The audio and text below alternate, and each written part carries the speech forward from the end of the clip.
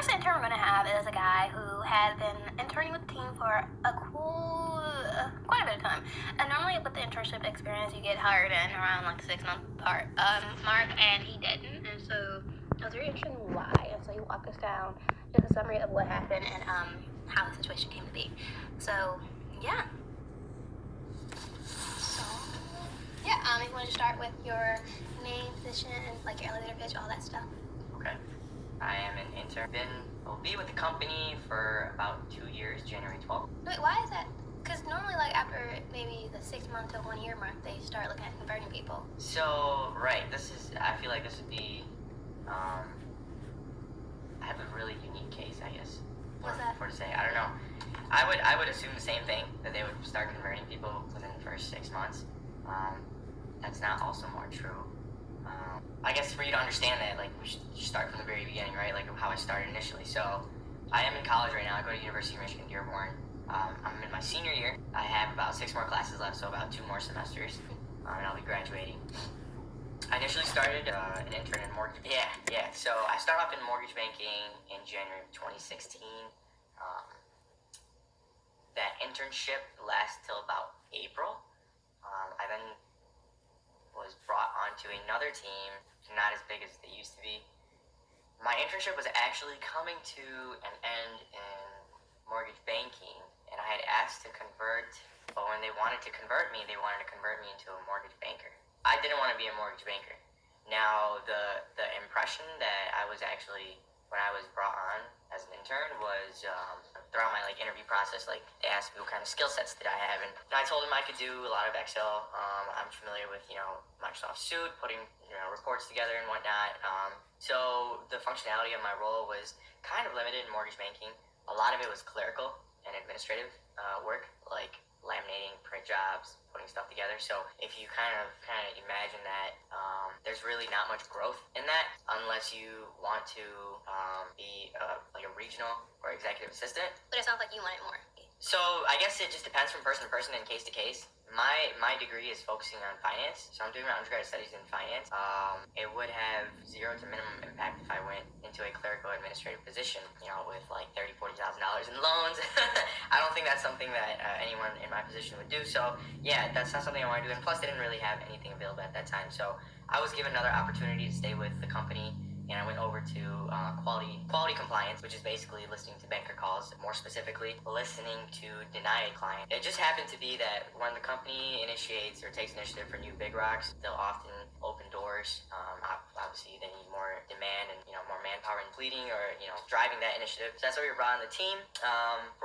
About December of last year, where the initiative was falling apart. There wasn't really much drive behind it. Although I did have some big takeaways in that internship. My daily role would be to come into work anywhere from 7 to 9. I would have to do, obviously, my 8 hours, 40 hours a week. We were allowed overtime, but roughly doing 80 to 100 calls a day, listening to them back to back to back, and filling out evaluation. Again, not so much on the impact side. I did apply for a position, what they called it. Basically, what I was doing as an intern, I would be doing as a specialist. It would be with benefits and better pay. Didn't work out, didn't get the position. Team basically collapsed, fell apart. We still remember, everyone was just all interns. Most interns were let go. Tour of duty were also let go. Some full-time team members here were not able to find another home in the company. They were let go. At the very end, let's see, it was actually right around this time. It was actually right around this time, a week from now, where I was told that this is what's happening with the team. Things are being migrated. Business needs are changing. We're not going to be able to continue our internship, but if we can find another position. So that's when I reached out to my recruiter, and I really expressed that I really want to find an internship now that I could utilize with my skill sets I learned in the classroom and apply in the real business world. Told him that I'd like to do something with numbers, metric, data, and then I was connected to, it was actually the very first recommendation. My recruiter set me up with an interview with who's now my leader right now, the director. I remember that very week. It was that Monday when we found out. Monday I reached out to my recruiter. Tuesday my recruiter reached back out to me. Friday I had my interview. So it was a very, very short period of time where everything was happening. And I remember Friday I had my interview. It was great. I was like overly prepped. Had like 10 copies of my resume, suited up, vest, everything. And all I remember is us talking about Michigan State rivalry. We did get into like my resume stuff, but I guess like when I expressed so much like how I really wanted to dig deep into numbers, it was good enough, and I got brought on. In this whole time being, yes, you can be converted. I had many opportunities to be converted into certain roles, which are like, for example, client care advocate. These are roles usually, which for sure, a lot of interns, they were okay with transitioning from an intern status over to something like this. So the opportunity is there, but for me, I really did not enjoy being on the phone, spending hours and hours and hours doing these specific roles. I've done retail for about 6-7 years of my life.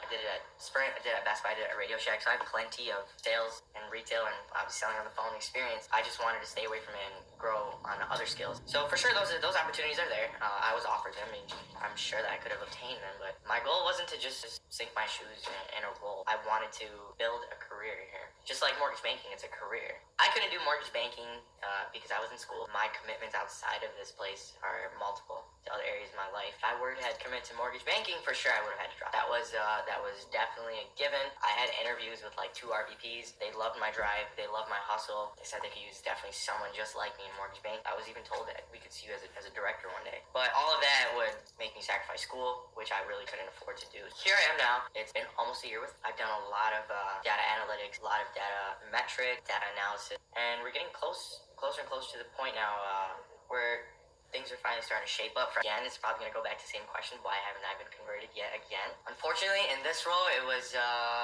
like a dead stop. Some good things happen, and some things change for business needs. The work that I do for the team and the region, soon enough, I'll no longer have to be doing it. The work that I have been doing all this time is going to be automated, which is really nice because I've been doing the work equivalent of 4 interns.